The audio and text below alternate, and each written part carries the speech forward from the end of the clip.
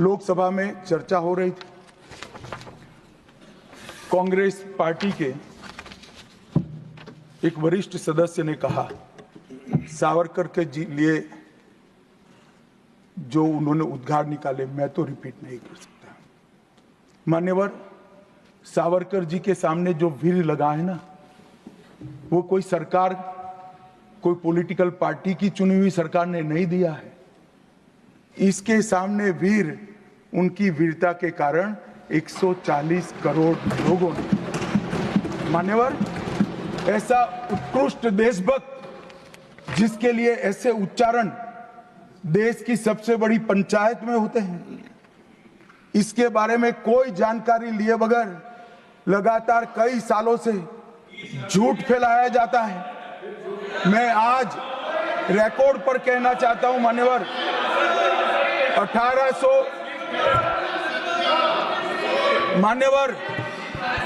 1857 से लेकर 1947 तक के स्वतंत्र संग्राम में किसी भी व्यक्ति को एक जीवन में 2 आजीवन कारावास हुए हैं तो वो वीर सावरकर।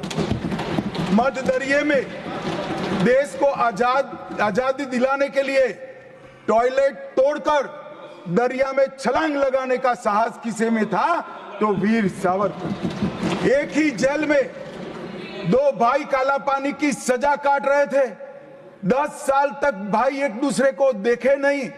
ऐसा वीर परिवार पूरे देश में दूसरा नहीं।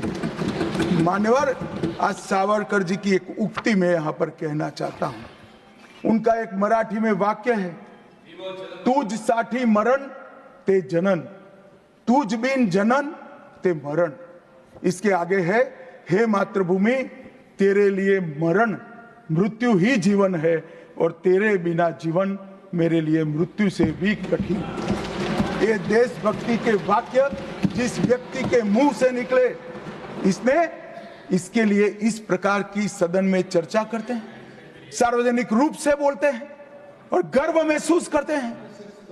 क्या देशभक्ति कोई विचारधारा के साथ जुड़ी हो ही सकती है? देश के प्रति बलिदान किसी धर्म के साथ जुड़ा हुआ हो सकता है? किस प्रकार के स्तर पर हम देश के सार्वजनिक जीवन को ले गए हैं मान्यवर, और हमारी तो न माने, हमारी न सुने।